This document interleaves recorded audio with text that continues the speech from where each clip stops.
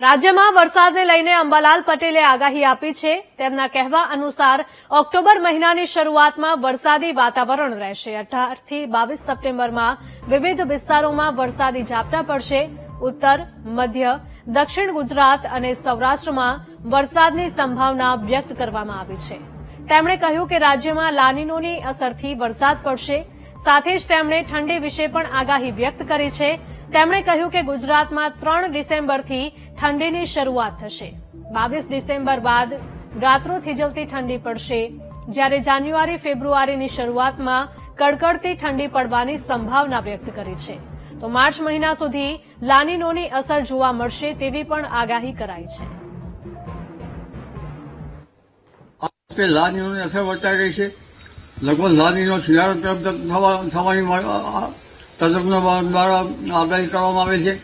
જો લાનીનો બને તો આ વખતે શિયાળામાં અષાઢી મોજ સર્જાઈ શકે તેમ છે અને ઠંડી વહેલી પડી શકે।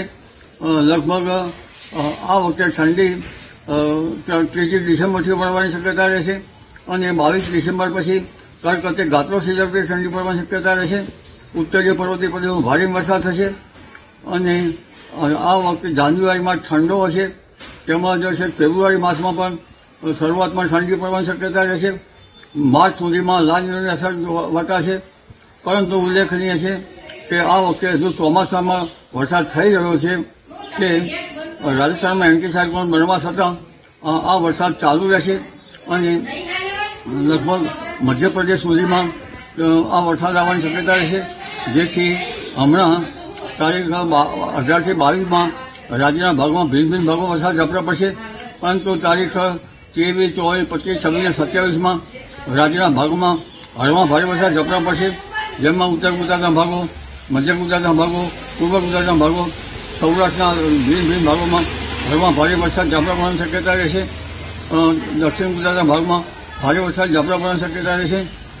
22મી ડિસેમ્બરે પણ એક સિસ્ટમ બની રહેશે લગભગ આસપાસ, તેમાં 28 સપ્ટેમ્બર આસપાસ સિસ્ટમ બની રહેશે। 3 ઓક્ટોબરથી સાયક્લોન બનવાની શક્યતા રહેશે। હજુ પણ દક્ષિણ ચીનમાં સાયક્લોન બની રહ્યા છે।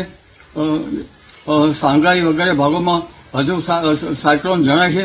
આ સાયક્લોનની ગતિવિધિ ઘણી છે અને આ સાયક્લોનના કારણે લગભગ બંગાળ ઉપસાગરમાં તેના અવશેષો આવશે અને બંગાળ ઉપસાગર ફરી પાછું સક્રિય થશે।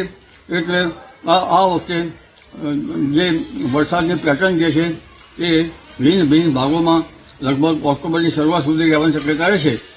27 સપ્ટેમ્બરથી 5મી ઓક્ટોબર વચ્ચે પવન સાથે વરસાદ થવાની શક્યતા રહેશે અને 10મી ઓક્ટોબર આસપાસ પણ સાયક્લોનની અસરના કારણે રાજ્યના ભાગોમાં કેટલાક ભાગોમાં વરસાદ થવાની શક્યતા રહેશે। શરદ પૂનમ પછી પણ ક્યાંક વરસાદની ઝાપટા પડી શકવાની શક્યતા રહેશે। 26 ડિસેમ્બર પછી ગુલાબી ઠંડીની શક્યતા રહેશે।